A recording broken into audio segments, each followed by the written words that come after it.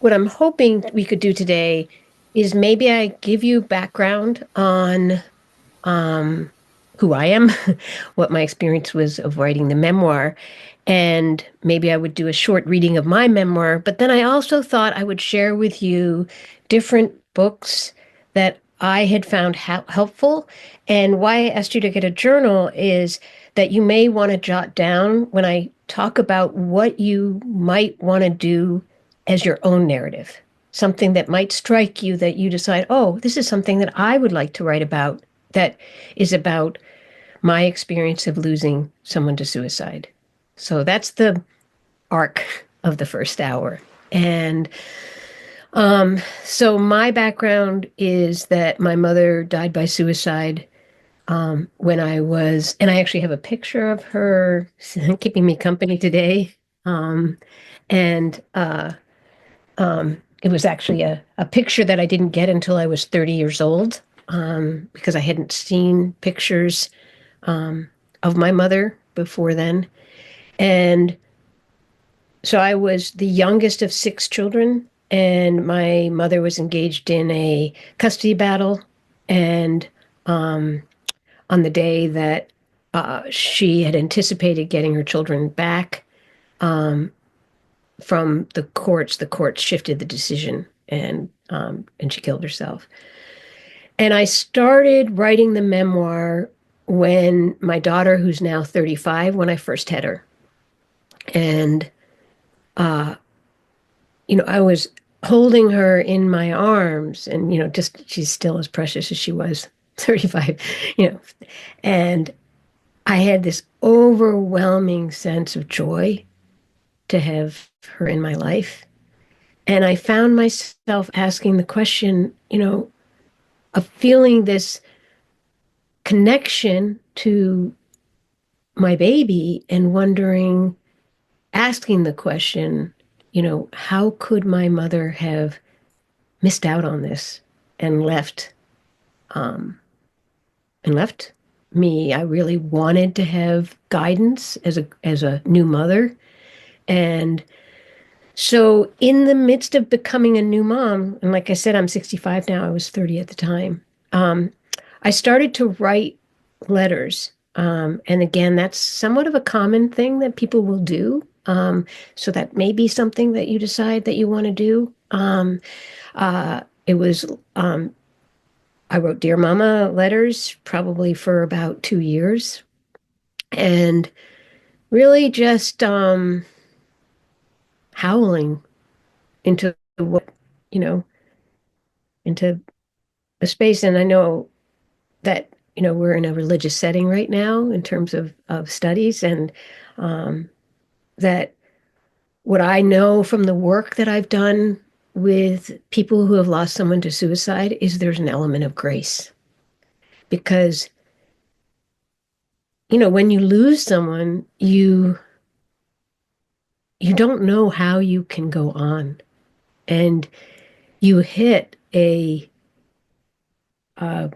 a crisis, some of us, of faith. And the wisdom, if I say to you all who might be new to having lost someone to suicide, is that there is a grace that comes. And if you can be present with the grief, um, there's a light that comes when you and I've been able to witness it. I've been able to bear witness to that, and I've been able to hold a creative space, hold a space for both the mourning and the lifting up of hope.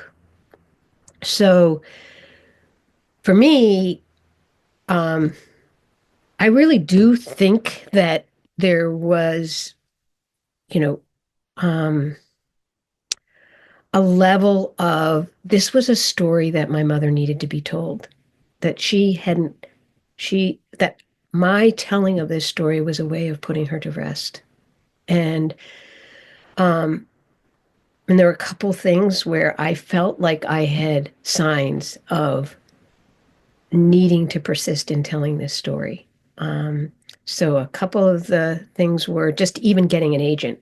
Um, there was a pediatrician Now I know, looking for an agent with a novel that I just finished writing, how hard it is and how miraculous this was, that I happened to be at a bus stop and there was a woman who was a pediatrician, and I told her I was writing letters to mama. And I was thinking maybe someone had told me maybe you should think about publishing them. And she said, "Oh, well, let me give you the name of my agent." And I sent her these fairly raw letters, and she signed on, which is unheard of, like an out of the blue. This was a fairly prominent agent. And what she told me afterwards, at the end of when we had published it, it got published in 2009, she said that she had a best friend who had killed herself and left four children. And this was her way of honoring, or, you know, not honoring is not the right word, but of it just felt important to her to to to give me that opportunity to tell this story. So that was one moment I think of grace for me. You can call it synchronicity. Or, and then, so maybe you'll ask yourself, when were moments of grace for you? When you thought you might not know where the direction is, and you uh, received something that was pretty unlikely, unexpected, that bolstered your spirit. And another time when, so she sent, this agent sent out my memoir and Random House. I still somewhere have the piece of paper, sent it back and said, "This is too raw." Thank you. And so I rewrote it. That was 2004. And right around that time, my mother's best friend had kept a trunk of my mother's. And she contacted me through my um, father's secretary to say, she wanted to make sure that maybe the kids wanted it. So at that time, I was 40. So that was 36 years after my mother had died. And I had this was a long time ago. This was back in the 1960s when my mother died, and people treated death differently. They didn't talk about it, particularly suicide, with the stigma around it. And so um, I received a trunk full of many more things than I had ever seen. Cards from my mother, birthday cards, Mother's Day cards, the kind of things we save as parents, her master's in getting an English degree. And in the trunk was a letter from Peggy, her best friend, which said, um, your mother was writing this novel at the time of her death.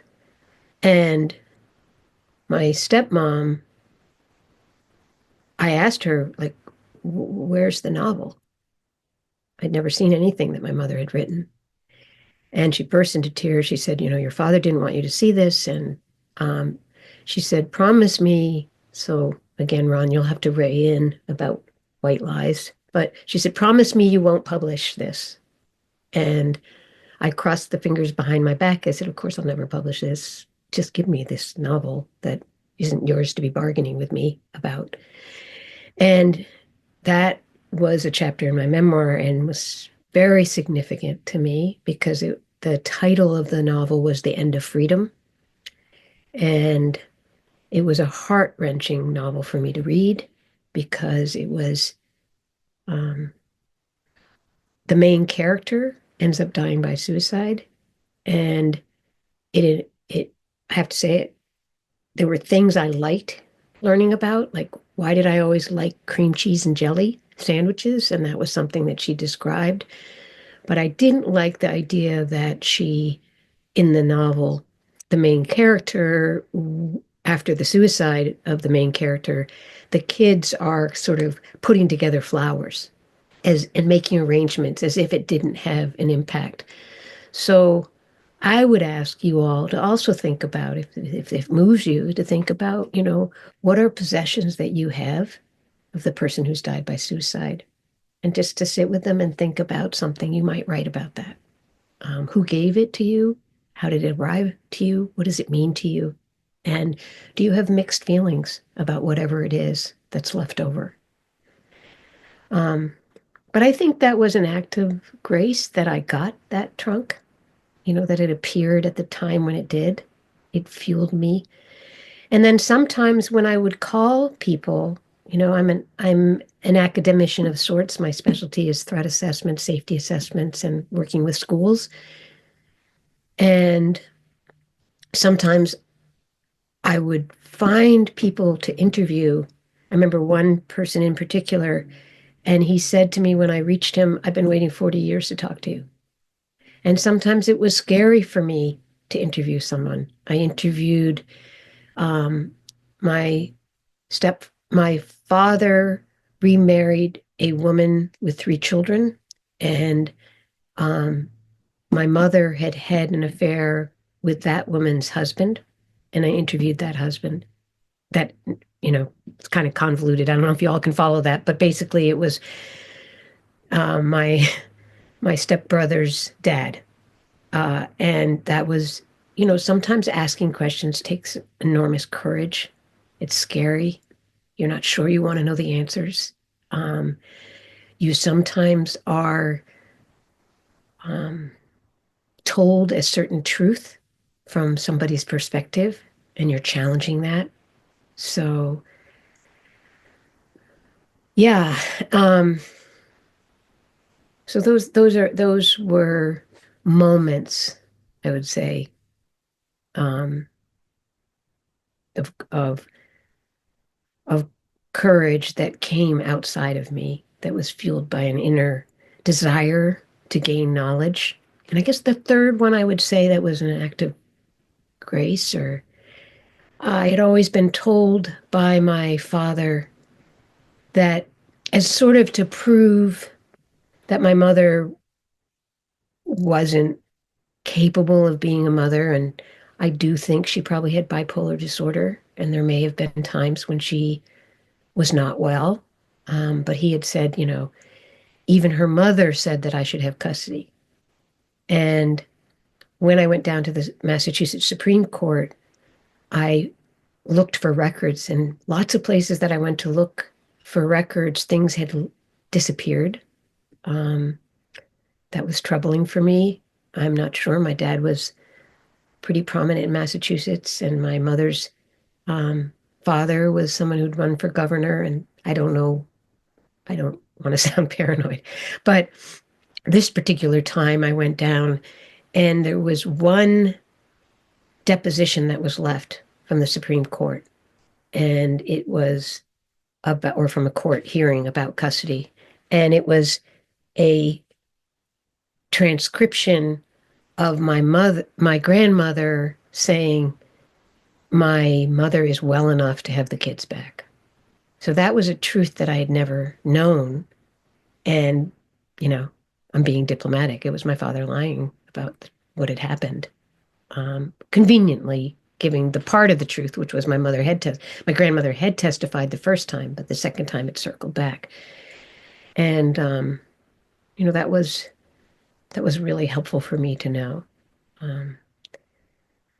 So partly, you write to find the truth. Sometimes you write to find a way to make meaning. So when we talk about narrative therapy, whether you do it with a therapist, or you do it by yourself, or you do it with a group of you together sharing, you're trying to make connections.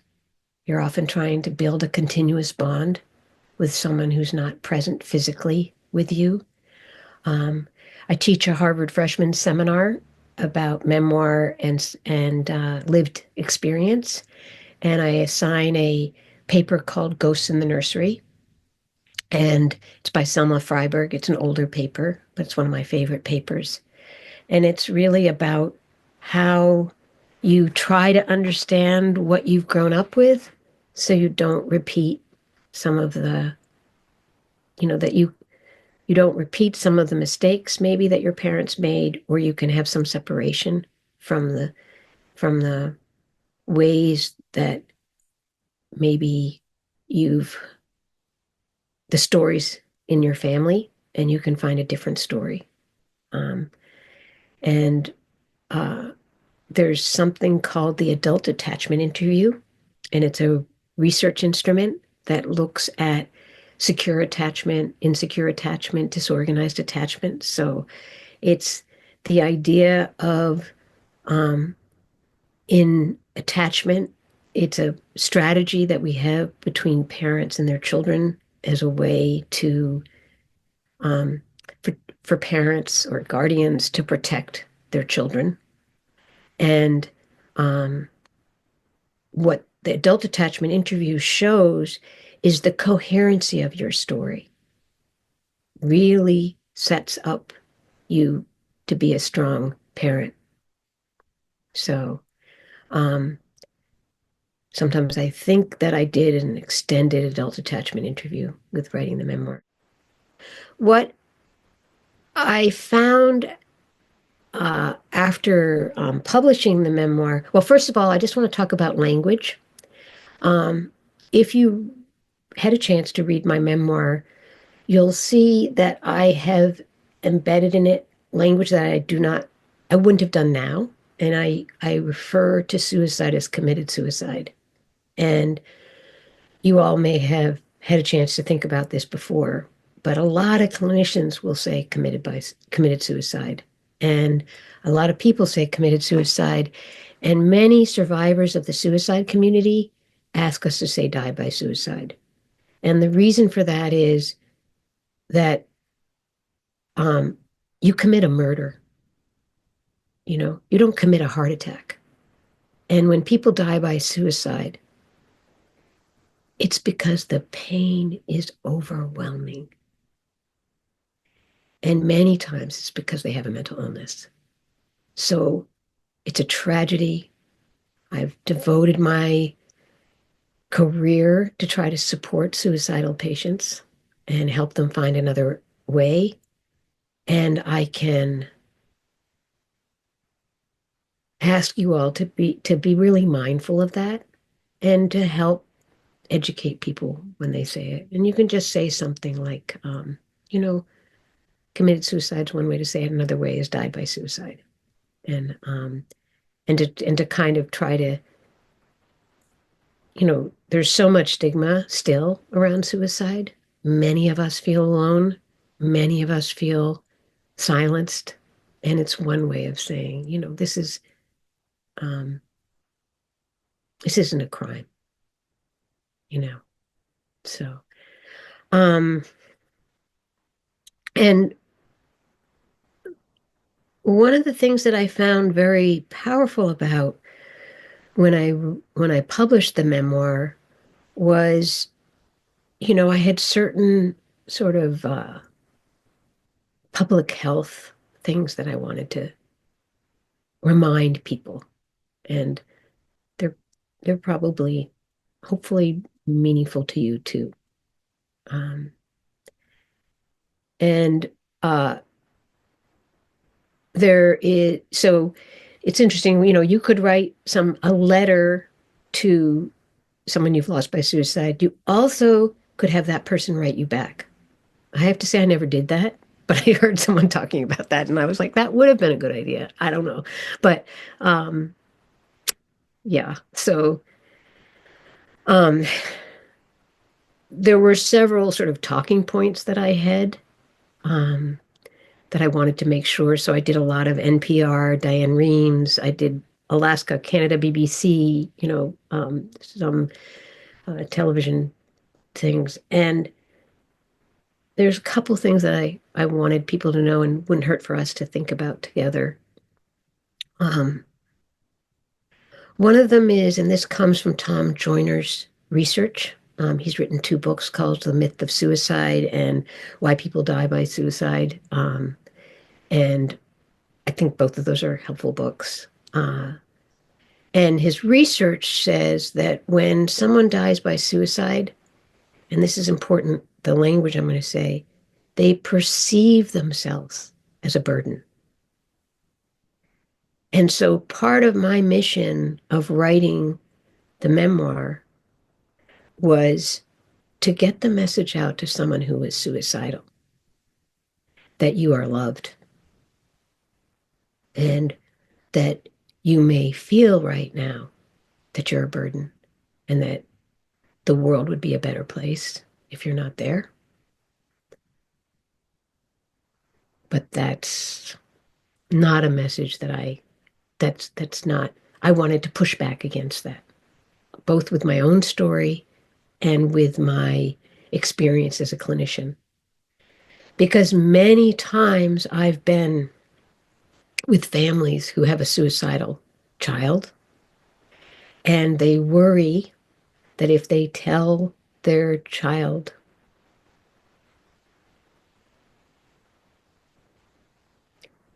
how their life will be destroyed, that that's somehow making them feel guilty.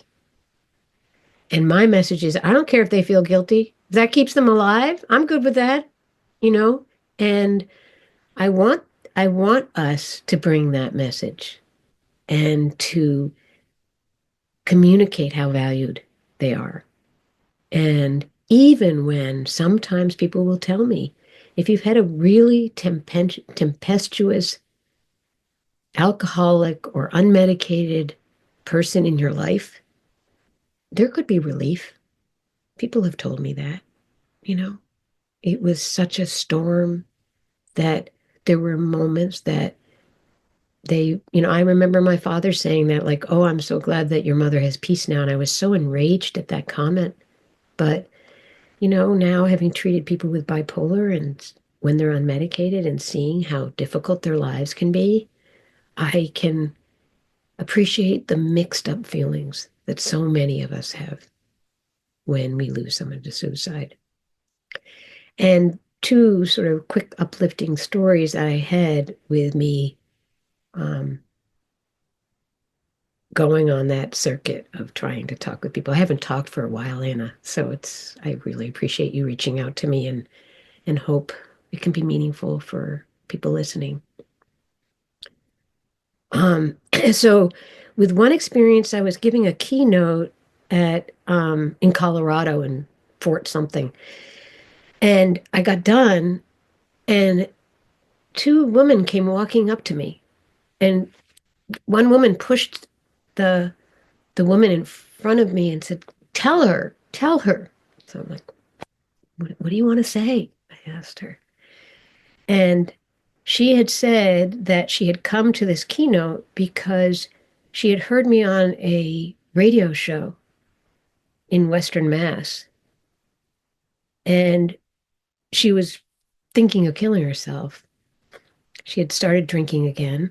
And we know that what makes a lot of suicide risk is substance abuse and mental illness and access to a weapon. So she had two of those, mental illness and alcohol.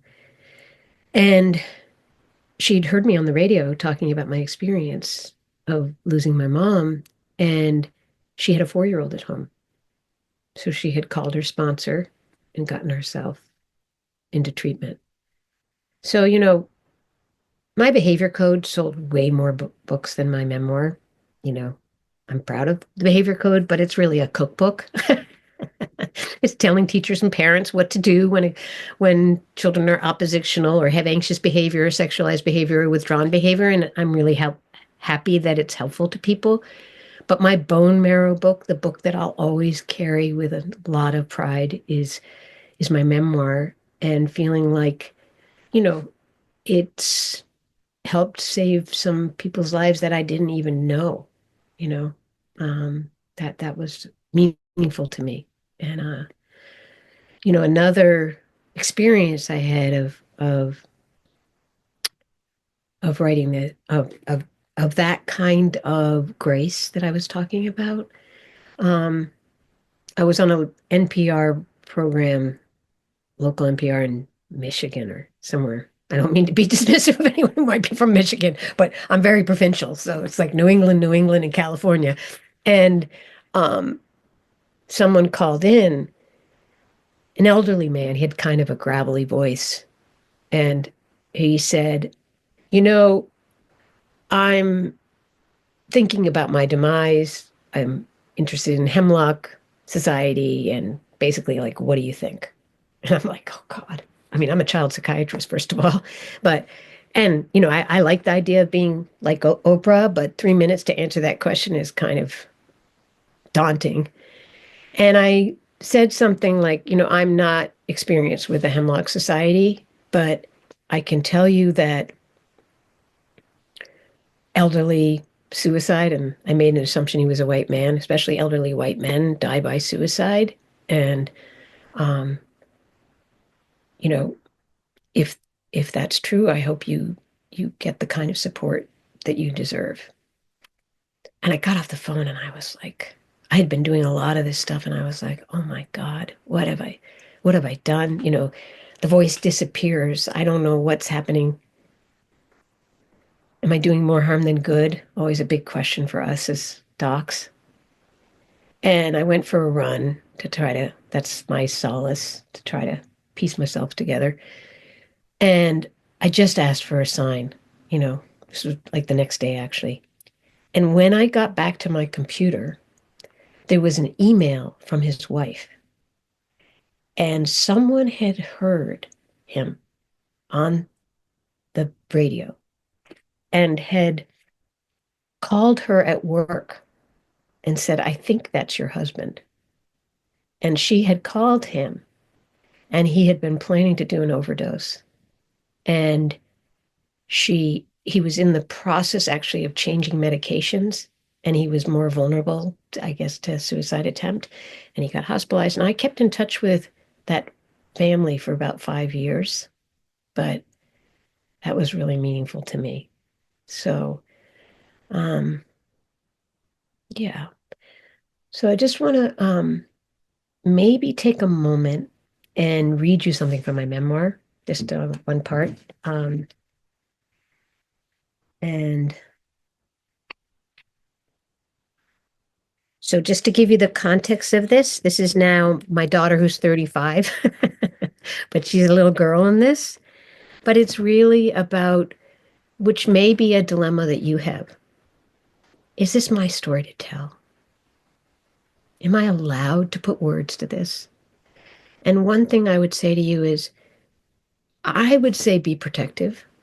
I actually didn't tell my family for 10 years while I was writing these letters because, once I did, everyone wanted to weigh in and had a different emphasis and lots of opinions. If you look on the back, there's about 140 footnotes from my father because he's a lawyer and he reread the memoir and had different points that he wanted to weigh in on.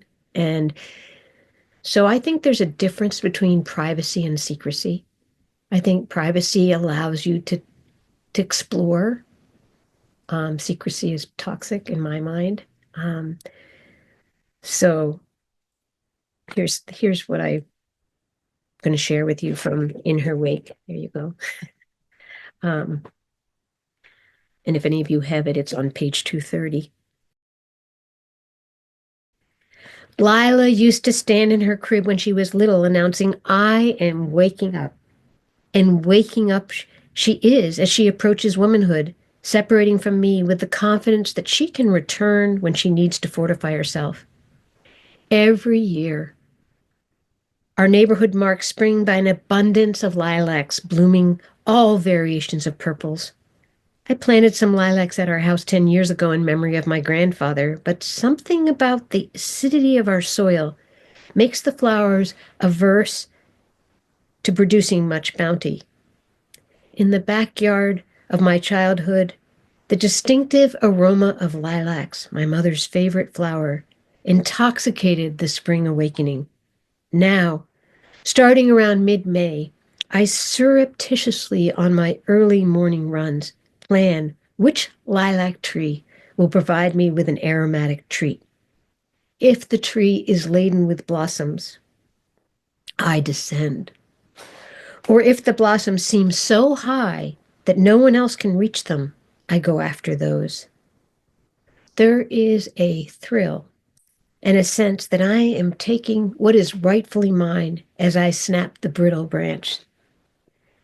It's with this sense of entitlement and a recognition of the absurdity that a 49-year-old child psychiatrist is stealing lilacs that I realize logic is being defied.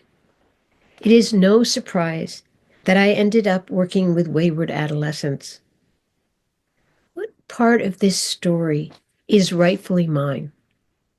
I have pursued my mother, cherished her, never quite predicting which early morning I will feel compelled to write this story of longing and abundance, wanting to be seen, to inhale the distinct, invigorating aroma of lilacs, the temporary bursts of flower, illicit, but now mine, with an obscure emotional force that drives my fable. So, this is a book I love, Margot Wickworth, After a Parent's Suicide. Can you see it? And she actually did a lot of presentations with me. She's now retired, but she was both a child therapist and an art therapist. So I love this book. I think it has a lot of concrete information about the different ages and how it may impact someone who's died by suicide. And that's certainly something that I could talk about if that's useful for folks. And it has, I like some of the chat, sharing religious and spiritual perspectives, the loss that shakes the world. Why is heaven a better place than here with me? I think that's a really, like what's the language you use with kids when they die? Suicide is not a punishment, staying connected, more questions than answers.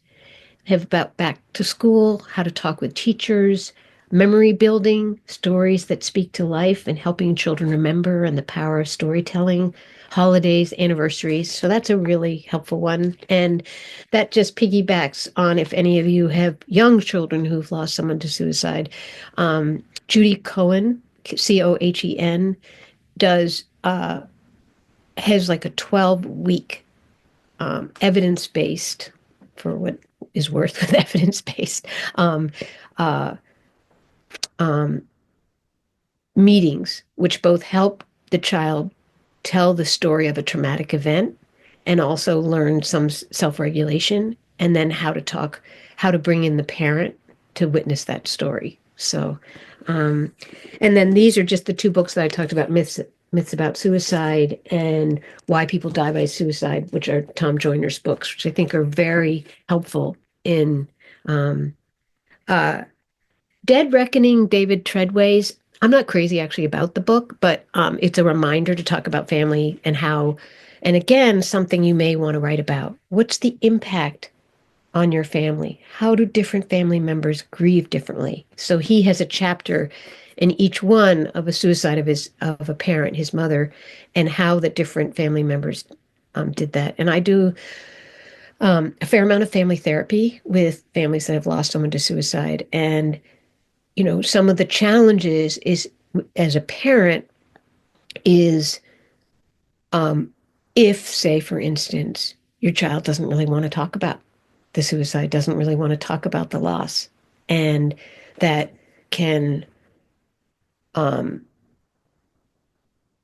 be worrisome to a parent. They may feel like, you're I'm so worried about the fact that maybe suicide is contagious, and if you're not dealing with the suicide, maybe that you'll end up doing something terrible to yourself. And what I say is there's all different ways that people have of grieving. Some people pray, some people do yoga, some people go for long runs, some people do therapy, and making room in our family for the different ways that people have of grieving is really important.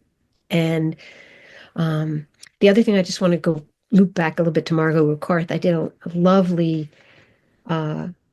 work with a woman who had lost her husband to suicide. He had hung himself. And she's an incredible artist.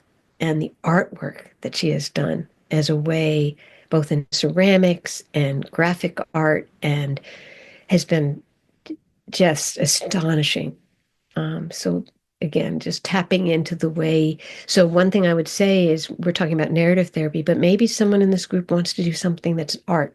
Maybe it's a collage. Um, it could be a collage of pictures of the person that died by suicide. It could be a collage of from a magazine of ways, pictures that just speak to you.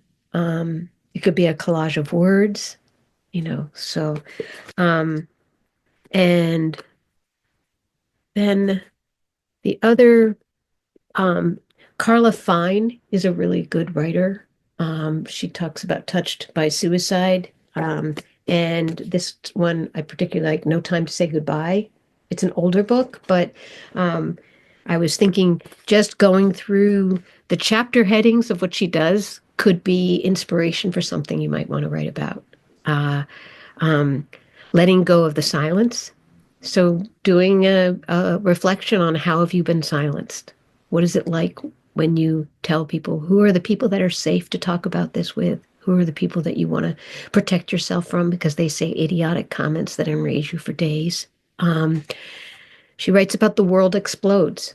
So you could do a piece on where were you when you found this out? What was it like? How did you get through the first week, the first few days, the first month, first year? Um, Unfinished business. What did the person who died by suicide, what did they leave undone? Um, there's a saying in suicide, there's a couple of sayings that might be helpful to you. One is suicide is a permanent solution to a temporary problem, and thinking about what was the unfinished business. And again, just these are things you could riff on. Suicide is what was the temporary problem? How could this person have fixed it if they'd stuck around? Another saying, again, this would be more thinking about in a family context, is when someone dies by suicide, they take their skeleton and put it in your closet. So you could do a reflection on that. What did that mean? Helplessness, the what ifs. Many times when I have someone come into therapy, I tell them, you may feel guilty. You may go through a lot of what ifs, but what I'm asking you is at least have a fair trial. Let's look at the pieces of evidence that maybe leave you feeling guilty, but let's not forget the effort you might have made to try to anchor this person. Um, yeah, so those are some some this is this is the Suicide Index. I don't know if you know this one. It's by Joan Wickersham. It's more putting my father's death in order.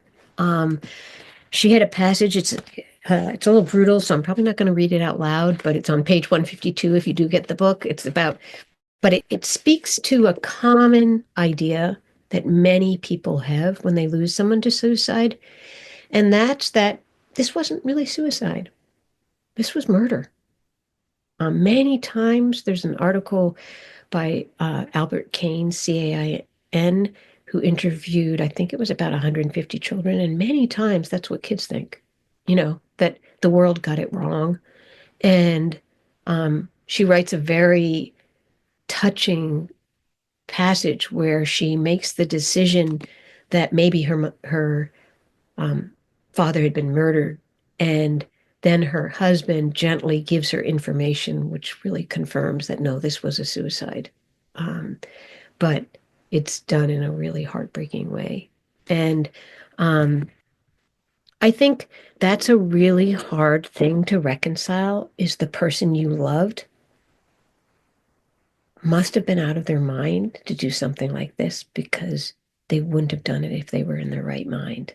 And I wanted to read you a poem that's by Stanley Kunitz. You all might know him, but it's called The Portrait, and it sort of captures the anger. So that's another thing. You may choose to do a poem. I'm going to read you two poems. Um, so my mother never forgave my father for killing himself.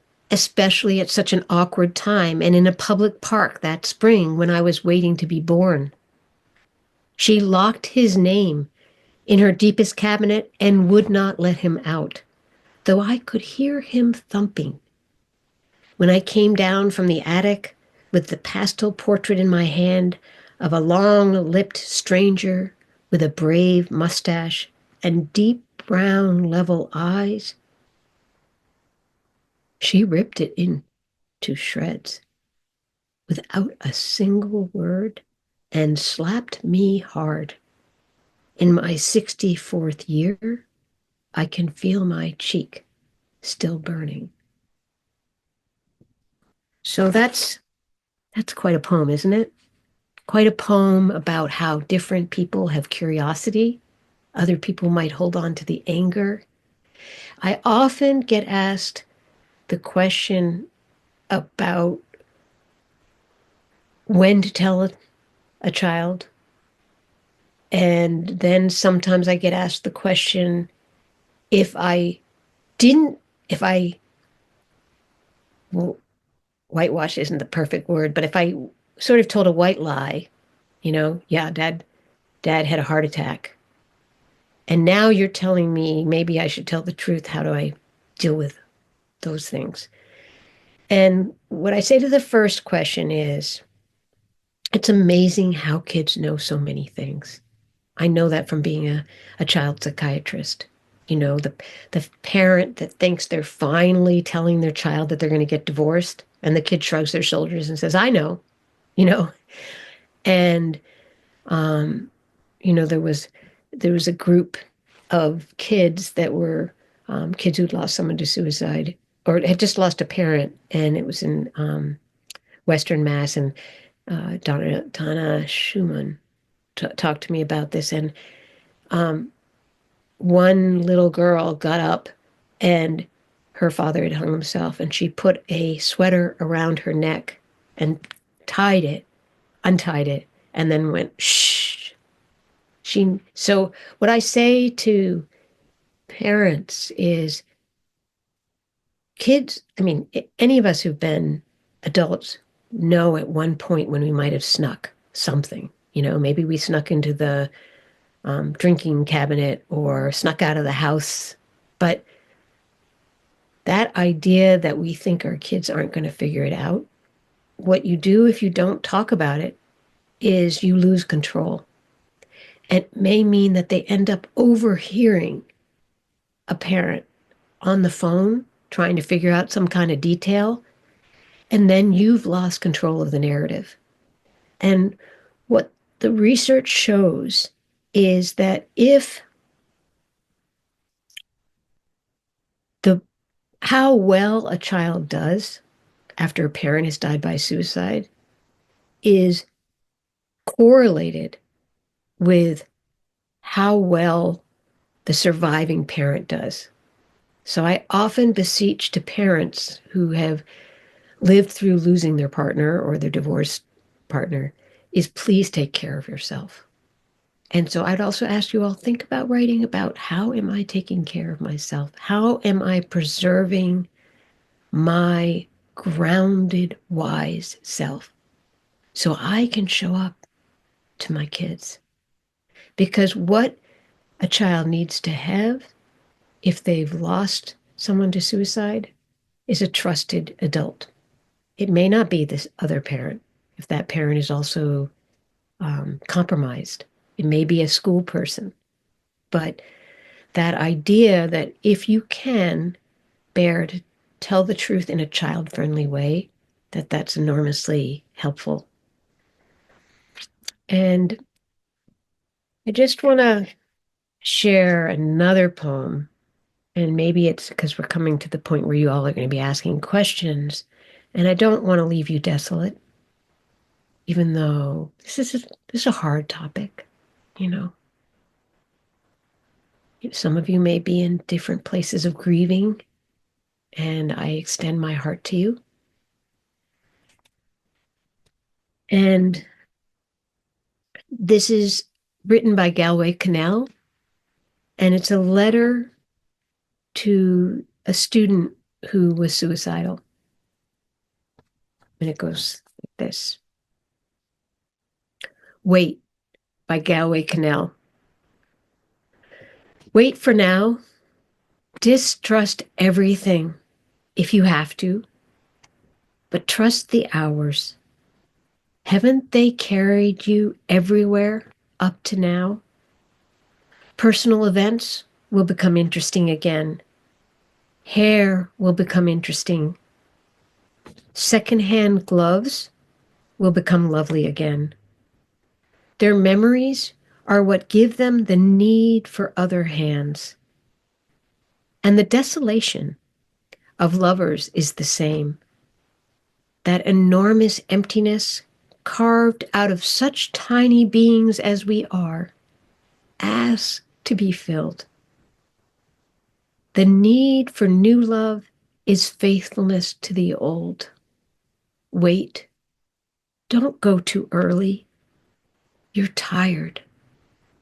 But everyone's tired.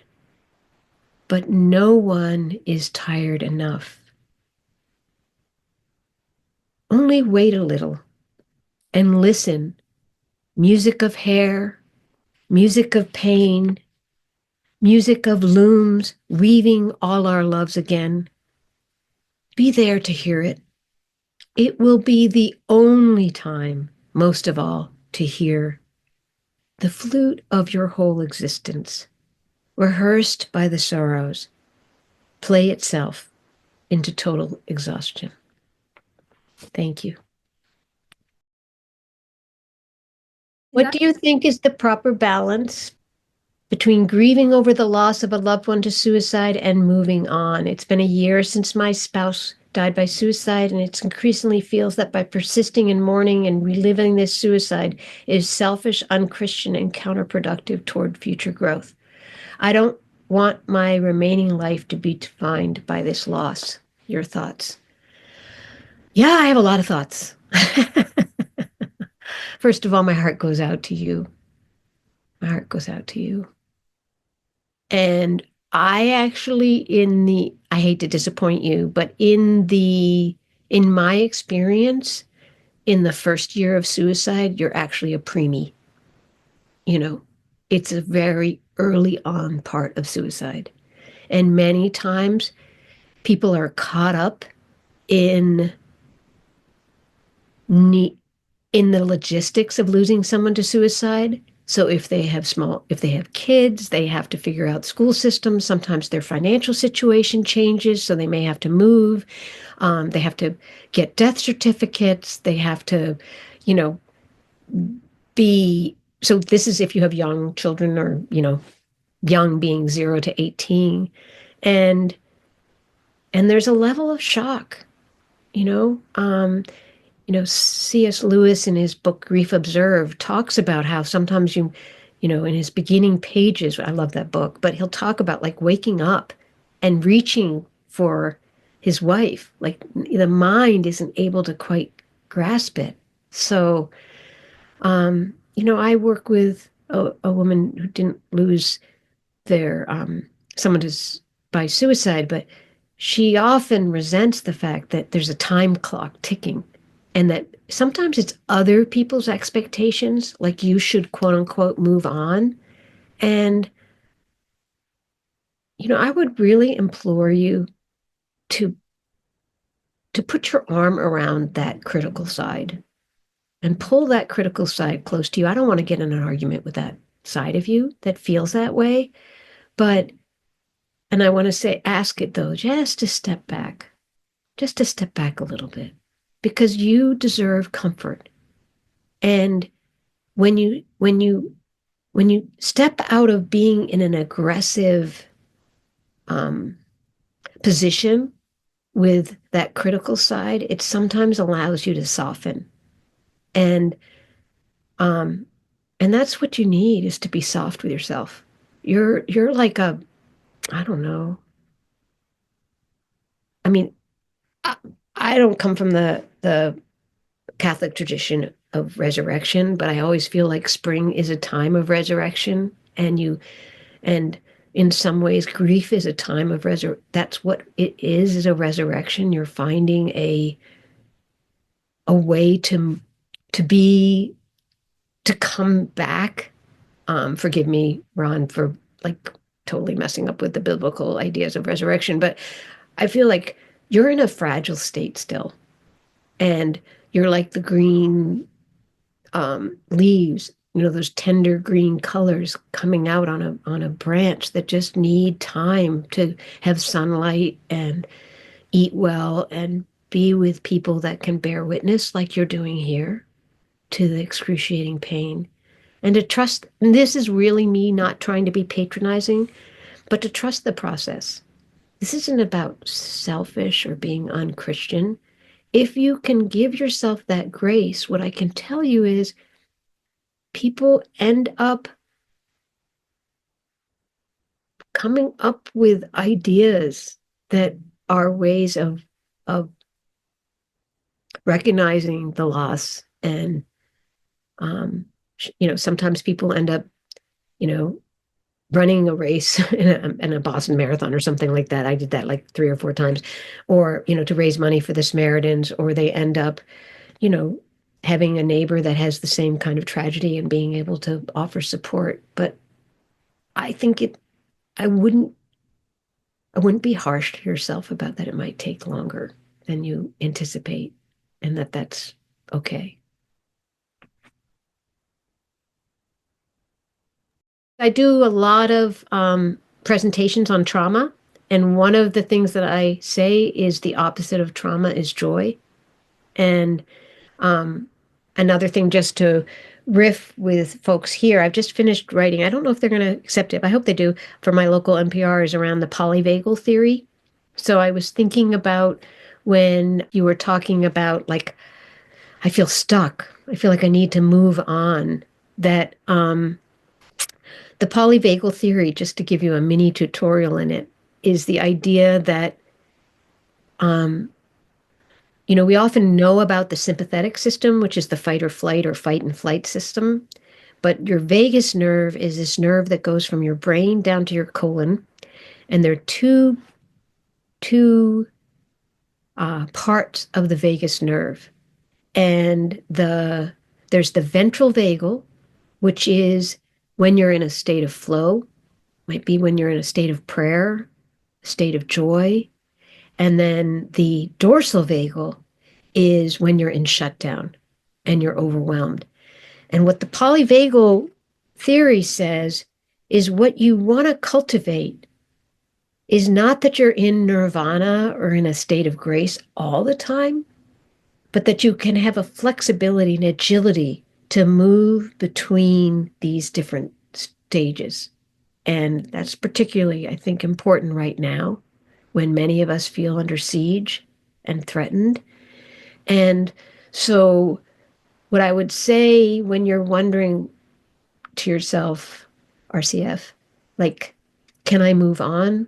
One of the concrete suggestions I would say for all of us is to look for micro moments.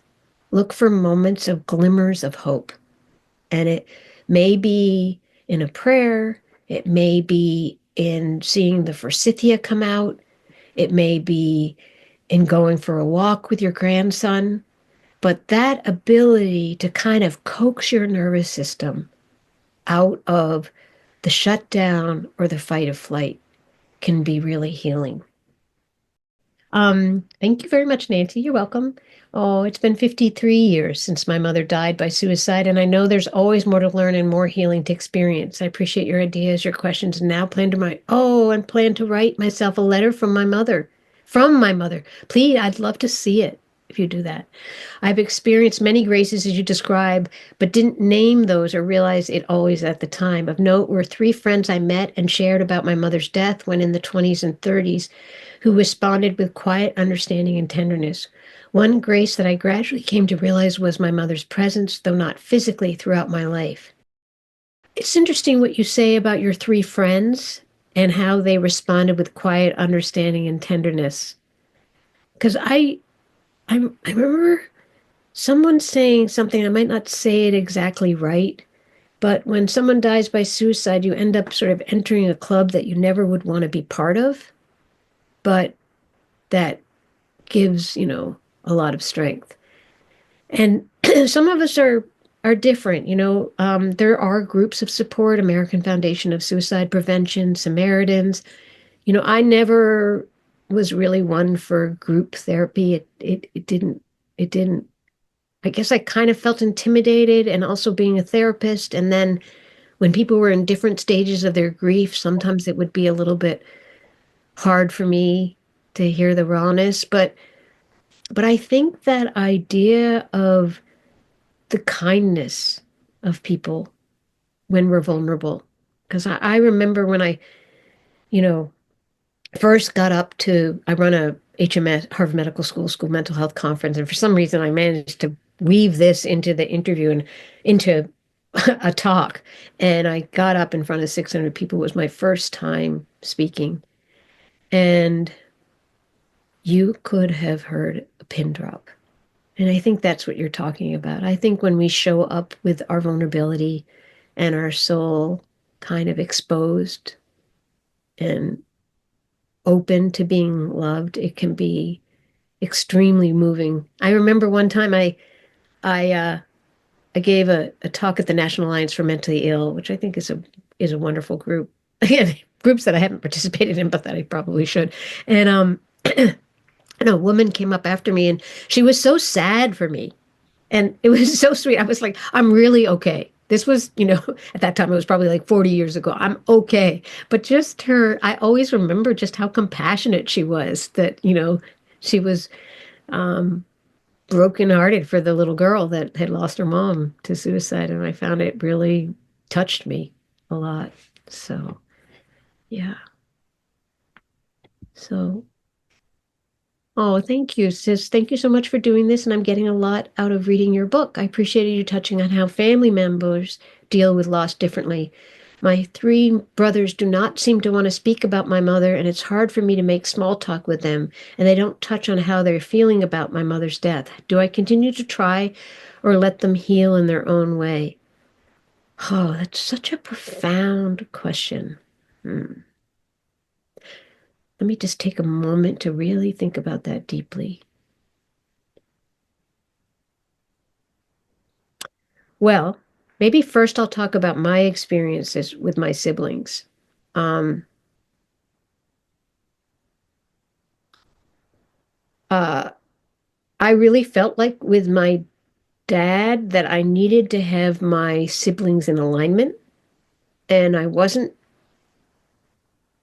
always connected with my siblings. Um, Sometimes people talk about narcissistic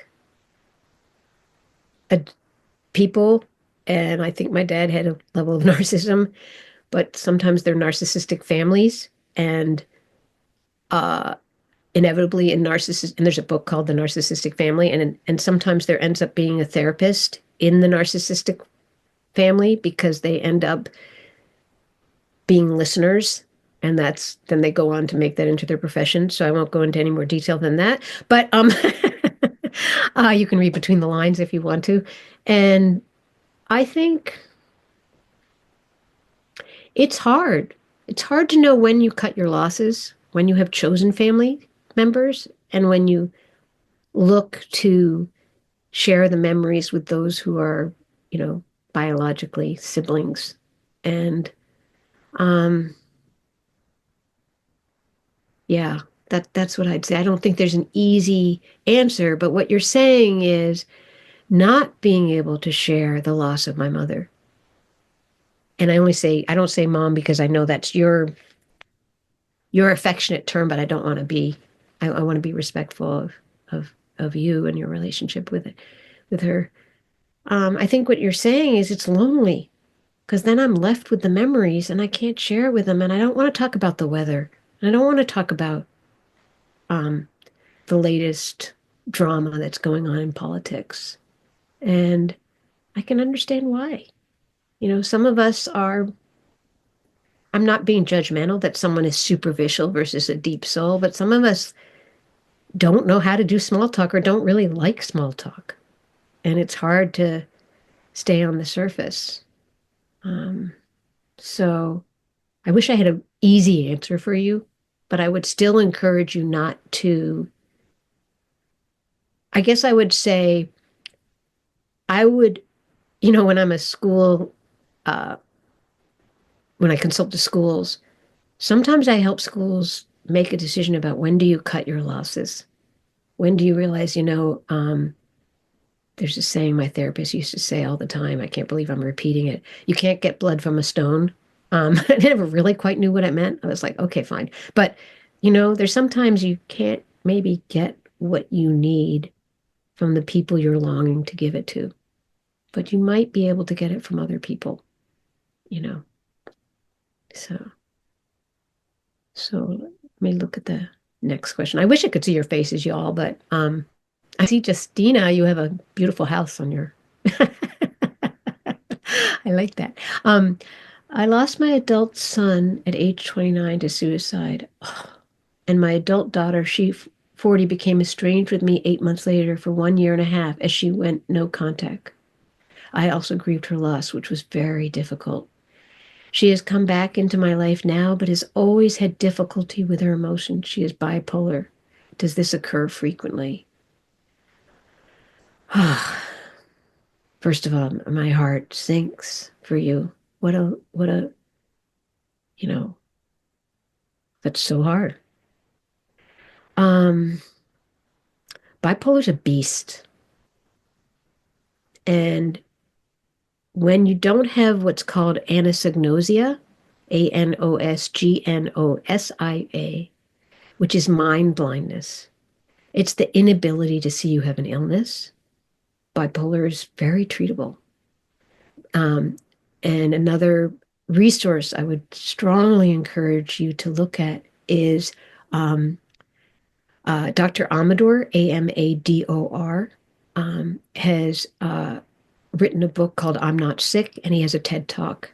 And it's about evidence-based treatment for bipolar with those people who have anosognosia.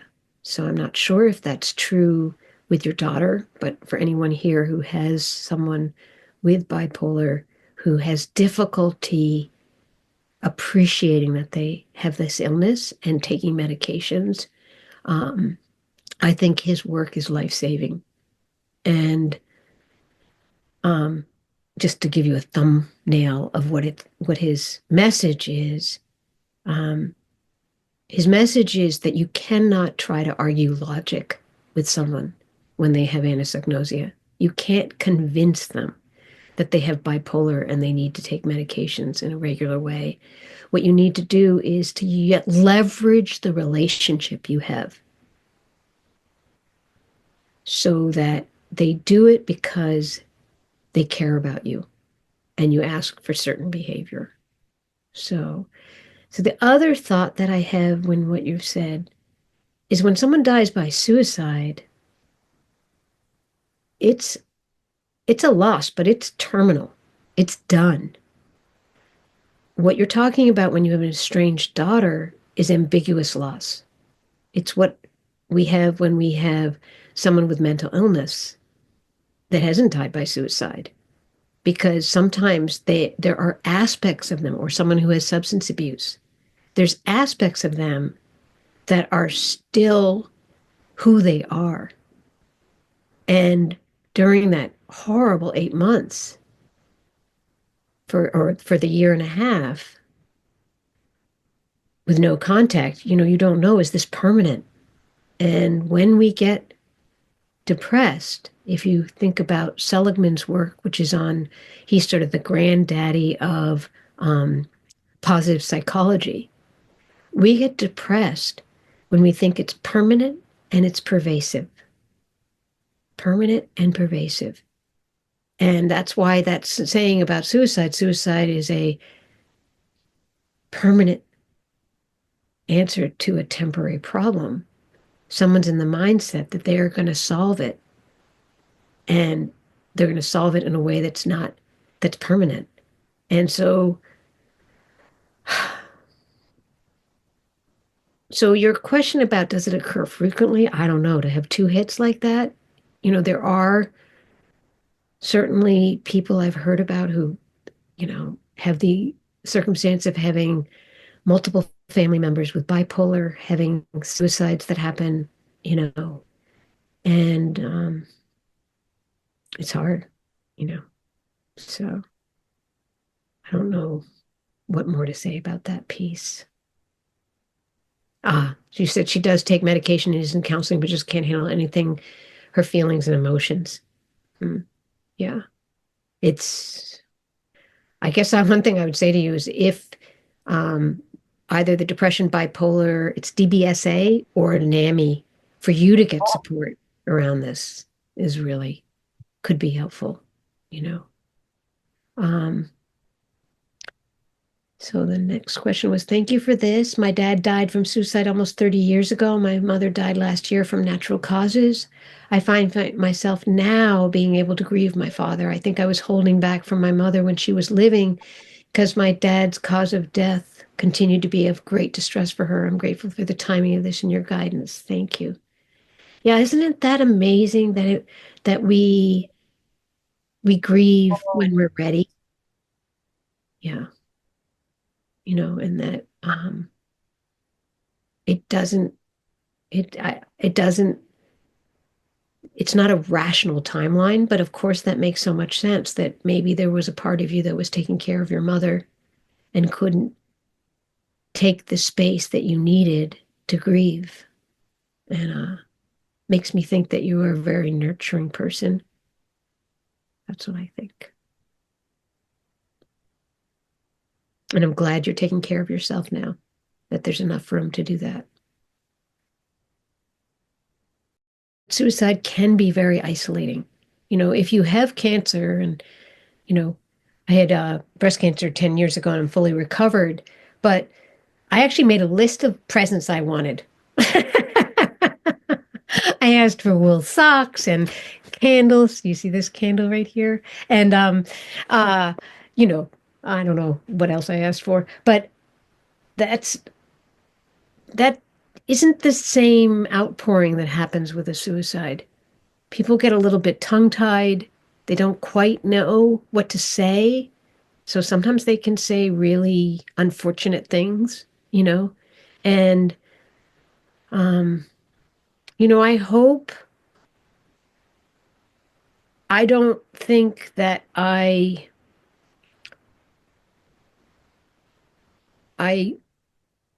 have I don't have the grandiosity to think that because of my memoir now there's no stigma around suicide. I still think that there's a level of stigma that has been for a very, very long time. In the Victorian times, it impacted whether you were marriageable material, it impacted whether you could be buried in a cemetery, how you would be buried.